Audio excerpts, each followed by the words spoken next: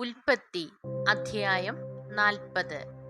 Joseph തടവുകാരുടെ സ്വപ്നം വ്യാഖ്യാനിക്കുന്നു. കുറച്ചുനാൾ കഴിഞ്ഞ് ഈജിപ്തിലെ രാജാവിന്റെ പാനപാത്രവാഹകനും പാചകനും തങ്ങളുടെ യജമാനനായ രാജാവിനെതിരെ തെറ്റ് ചെയ്തു. ഈ രണ്ട് ഉദ്യോഗസ്ഥർക്കുമെതിരെ ഫറവോ കുപിതനായി. അവൻ അവരെ കാവൽപ്പട നായകന്റെ വീട്ടിലുള്ള തടവറയിലടച്ചു. ജോസഫും അവിടെയാണ് കഴിഞ്ഞിരുന്നത്. കാവൽപ്പട നായകൻ അവരെ ജോസഫിന് ഭരമേൽപ്പിച്ചു. അവൻ അവരെ പരിചരിച്ചു. കുറെ കാലം അവർ തടവിൽ കിടന്നു.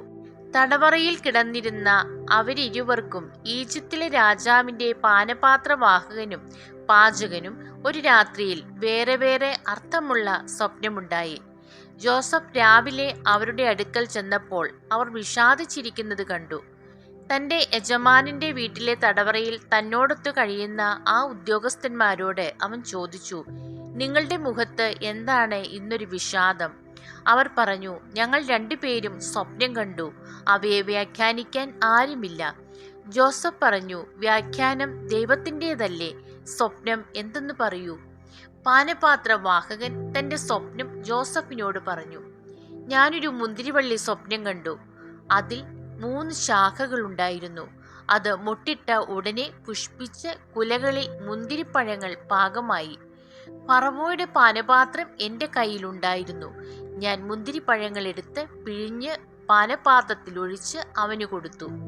ജോസഫ് അവനോട് പറഞ്ഞു, അതിൻ്റെ വ്യാഖ്യാനം ഇതാണ്: 3 ശാഖകൾ 3 ദിവസങ്ങളാണ്. 3 ദിവസത്തിനകം ഫറവോ നിന്നെ ഉദ്യോഗത്തിൽ വീണ്ടും നിയമിക്കും. മുൻപെന്ന പോലെ നീ പാനപാത്രം ഫറവോയുടെ കയ്യിൽ വെച്ച് കൊടുക്കും. നല്ല കാലം വരുമ്പോൾ എന്നെയും ഓർക്കണം, എന്നോടും കാരുണ്യം കാണിക്കണം. എൻ്റെ കാര്യം ഫറവോയുടെ മുൻപിൽ ഉണർത്തിച്ച് ഈ തടവറയിൽ നിന്ന് എന്നെ മോചിപ്പിക്കണം. ഹെബ്രായരുടെ നാട്ടിൽ നിന്ന് അവർ എന്നെ മോഷ്ടിച്ചുകൊണ്ട് വന്നതാണ്. ഇവിടെയും അവരെന്നെ ഈ ഇരുട്ടറയിൽ അടയ്ക്കത്തക്കതൊന്നും ഞാൻ ചെയ്തിട്ടില്ല. വ്യാഖ്യാനം ശുഭസൂചകമാണെന്ന് കണ്ടപ്പോൾ പാചക പ്രമാണി ജോസഫിനോട് പറഞ്ഞു, ഞാനും ഒരു സ്വപ്നം കണ്ടു.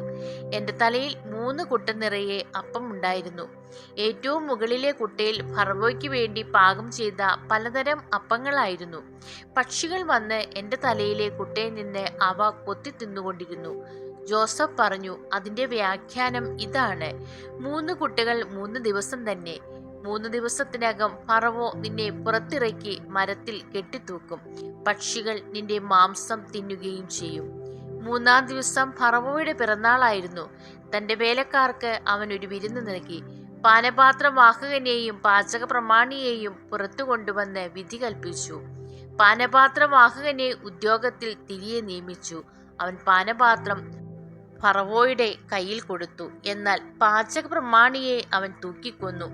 ജോസഫ് വ്യാഖ്യാനിച്ചതുപോലെ തന്നെ സംഭവിച്ചു.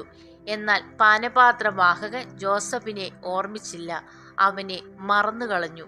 ദൈവമേ, സ്തുതി അങ്ങേക്ക് യോഗ്യമാകുന്നു.